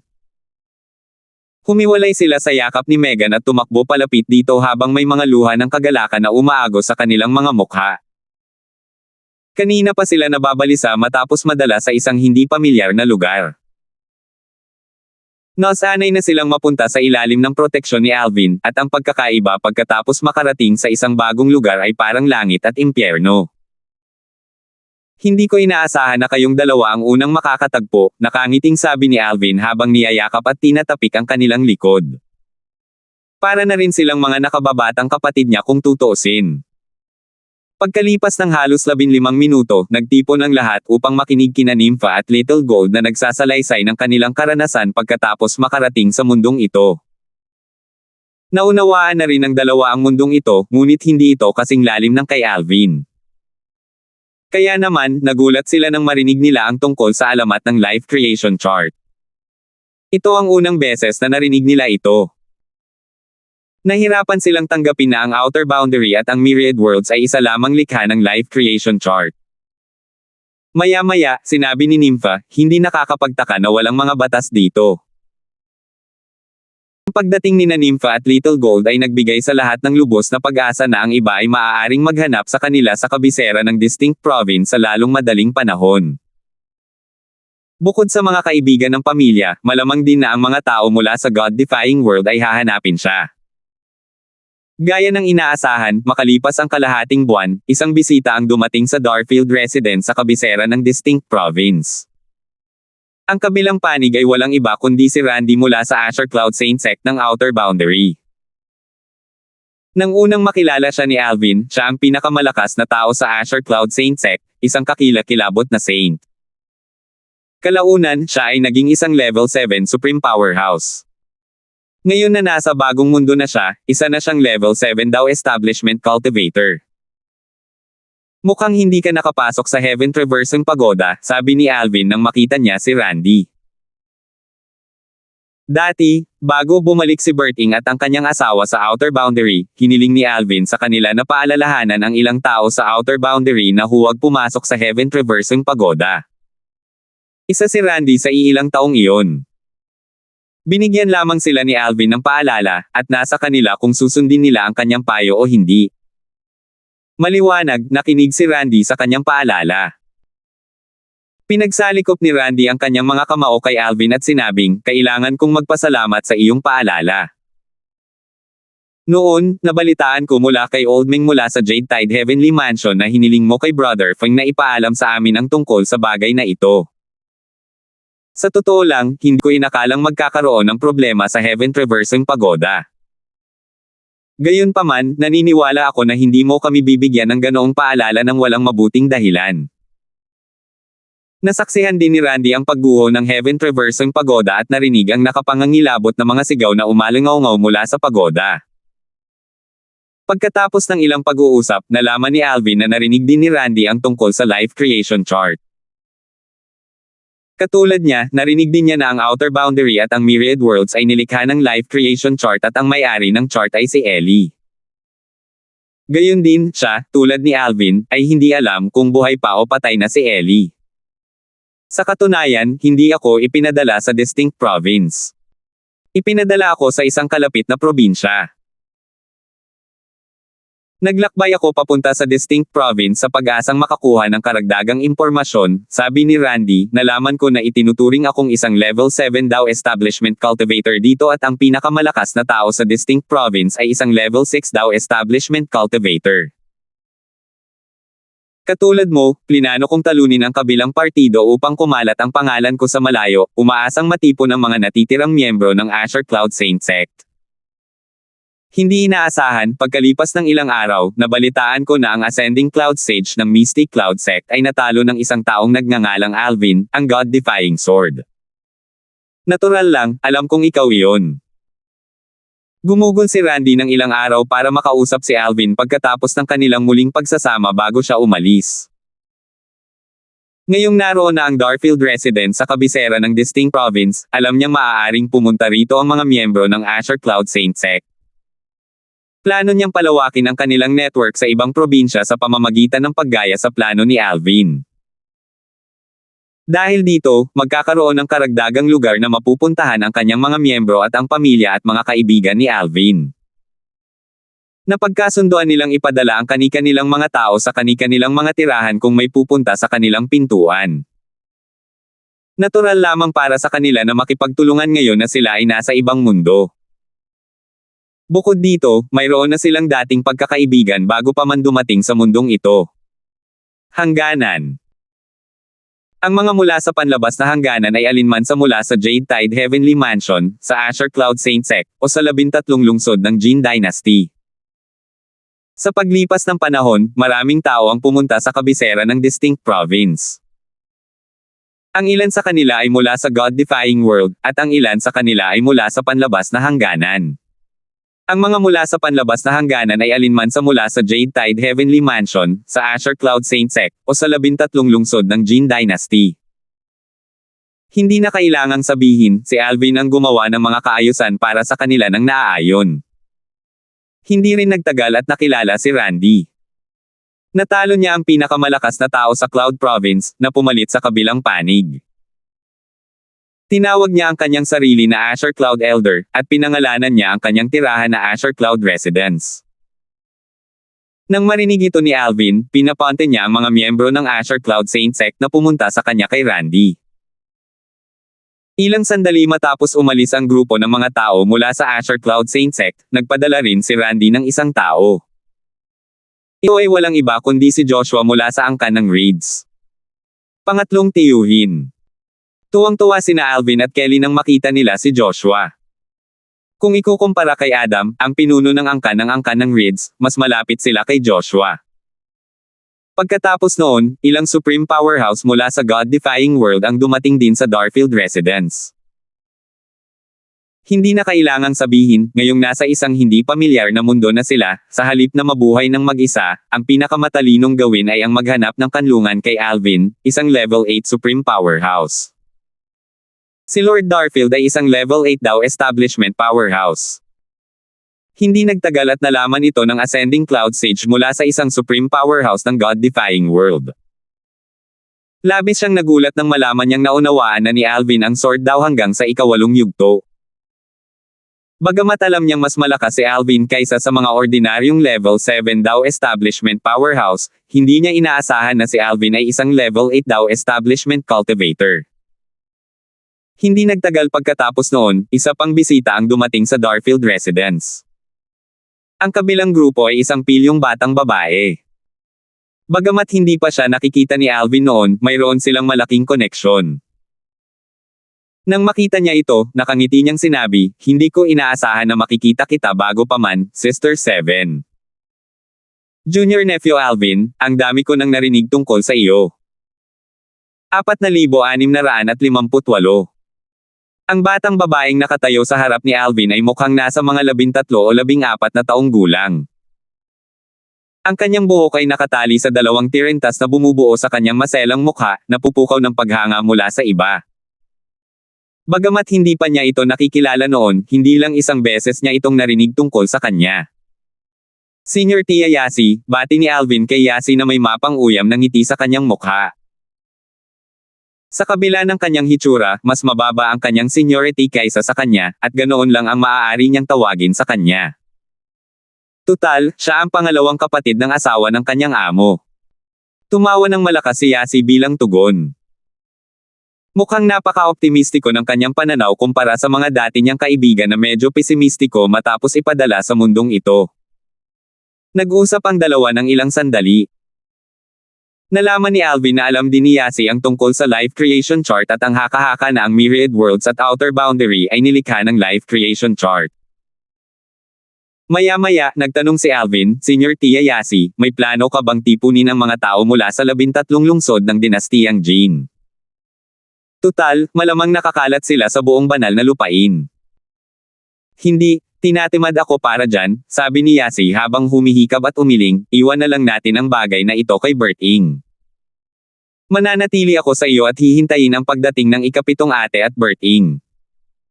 Natigilan si Alvin sa katamaran ni Yasi. Matagal na niyang naririnig ang tungkol dito mula sa kanyang Panginoon, at ngayong nakilala na niya ito, hindi niya maiwasang mamangha. Paano naging isang level 7 supreme powerhouse ang isang taong tamad, na isang santo bago pumasok sa Heaven Traversing Pagoda, pagkatapos makapasok sa pagoda? Siya ang pangalawang level 7 supreme powerhouse sa 13 lungsod ng Jin Dynasty, kasunod ng mga yapik ni Renzo. Sa Divine Land, kahit walang mga batas, isa siyang level 7 daw establishment cultivator. Senior Tia Yasi, nabalitaan ko mula kay Randy ng Azure Cloud Saint Sect na bukod sa kawalan ng mga batas, hindi rin niya magagamit ang kapangyarihan ng kanyang bloodline. Ganito rin ba sa iyo? Tanong ni Alvin. Tumanggaw si Yasi. Hindi ko rin magagamit ang kapangyarihan ng aking bloodline. Kung hindi ako nagkakamali, ang mga kapangyarihan ng bloodline ay may kaugnayan din sa mga batas tulad ng mga doppelganger. Bawat isa ay may kanya-kanyang kalamangan at kahinaan. Sa mga cultivator, ang mga may bloodline powers ay hindi maaaring bumuo ng doppelganger mula sa mga batas, at ang mga maaaring bumuo ng doppelganger ay walang bloodline powers. Bawat isa sa kanila ay may kanya-kanyang bentaha at disbentaha. Sa kasamaang palad, sa mundong ito, hindi na nila magagamit ang dalawang pamamaraan na ito. Alam ni Alvin na halos imposibleng makabalik sa Myriad Worlds at sa Outer Boundary ngayong tila nawasak na ang mga ito. Marahil ay may kaunting pag-asa kung makukuha niya ang life creation chart upang maibalik ang mga ito. Gayunpaman, ang kahirapan ng gawaing ito ay napakataas. Hindi na kailangang sabihin, gusto pa rin niyang subukan. Tutal, para sa kanya at sa iba pa, ang mundong iyon ang kanilang tahanan. Senior Tia Yasi, dahil plano mong manatili rito, ano sa palagay mo kung iiwan kita sa pamamahala ng lugar na ito? Kung papayag ka, plano kong maglakbay at gumawa ng pangalan para sa aking sarili upang mabilis tayong muling magkita-kita. Kung makilala ko ang Panginoon at ang kanyang asawa, ipapaalam ko sa kanila na nandito ka para mahanap kanila, mungkahi ni Alvin, ang kailangan mo lang gawin ay manatili rito at maglinang habang pinuprotektahan mo ang aking pamilya at mga kaibigan. Bilang isang level 7 daw establishment cultivator, hindi naging mahirap para kay Yasi na siguraduhin ang kaligtasan ng lahat. Hindi plano ni Alvin na magdala ng napakaraming tao. Sa pinakamarami, isasama niya sina Tanya at Kelly na nakakaintindi na sa DAO. Mas ligtas para sa mga hindi pa nakakaintindi ng DAO na manatili rito.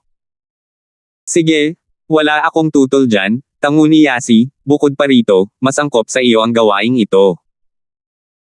Mas madali para sa iyo na makilala ang iyong sarili bilang isang level 8 DAO establishment cultivator. Bukod pa rito, kahit ang mga ordinaryong level 9 DAO establishment cultivator ay maaaring hindi kayang bayaran. Dahil sa relasyon niya kay Renzo, alam ni Yasi na naunawaan na ni Alvin ang Sword DAO hanggang sa ikawalong yugto at ang kanyang pag-unawa sa Mastery DAO at Limitless DAO ay lubos ding malalim. Sige, ayos na, sabi ni Alvin, habang nakahinga ng maluwag. Dahil dito, makakaalis na siya ng may kapanatagan ng loob. Matapos humiwalay ni Alvin kay Yasi, tinipon niya ang kanyang pamilya at mga kaibigan at sinabi sa kanila ang tungkol sa kanyang plano na umalis sa Distinct Province. Plano niyang gumawa ng pangalan para sa kanyang sarili sa ibang mga lugar, umaasang makakasama muli ang iba pang mga hindi pa natatagpuan. Hindi na kailangang sabihin pa, karamihan sa pamilya at mga kaibigan ni Alvin ay gustong sumama sa kanya. Gayunpaman, sa huli, sina Tanya at Kelly lamang ang pinayagan niyang sumama sa kanya. Tutal, naunawaan na ng dalawa ang DAO. Mas ligtas para sa iba na manatili at maglinang. Walang anumang pagtutol sina Megan at Irish tungkol sa bagay na ito. Matapos manatili ng ilang sandali sa Distinct Province, natuklasan nilang magandang lugar ito para manatili. Matapos sabihin sa lahat ang tungkol sa kanyang plano, ipinakilala rin ni Alvin si Yasi sa kanila. Lahat ay naging palakaibigan at malugod na tinanggap siya. Tutal, siya ang pangalawang kapatid ni Renzo. Ilang araw ang lumipas. Senior Tia Yasi, iiwan ko na sa iyo ang pamilya at mga kaibigan ko. Nagpaalam si Alvin sa lahat bago siya umalis kasama sina Tanya at Kelly. Bukod sa kanyang pamilya at mga kaibigan, maging ang Ascending Cloud Sage mula sa Mystic Cloud Sect ay dumating upang paalisan siya. Bagamat medyo nadismaya siya sa pag-alis ni Alvin, mabilis siyang natuwa muli nang maalala niya ang kaalaman tungkol sa Sword DAO na kanyang nakuha mula kay Alvin. Ang kanyang mga pagsisikap sa panahong ito ay hindi nasayang. Sa pag-iisip nito, mas lalo siyang determinado na gumanap ng maayos habang wala si Alvin. Kung makukuha niya ang pabor ni Alvin, wala siyang hindi makakamit tungkol sa Sword DAO. Kasabay nito, nagtatakang tanong ni Kelly, kapatid na Alvin, saan tayo pupunta pagkatapos nating umalis sa Distinct Province? Hanggang ngayon ay hindi pa nasasabi ni Alvin kina Kelly at Tanya ang kanilang destinasyon matapos umalis sa kabisera ng Distinct Province. Sumagot si Alvin, pupunta tayo sa River Province. Ito ang pangunahing teritoryo ng Surging River Divine Kingdom. Salamat po at sinamahan ninyo ako, ingat lagi mga master.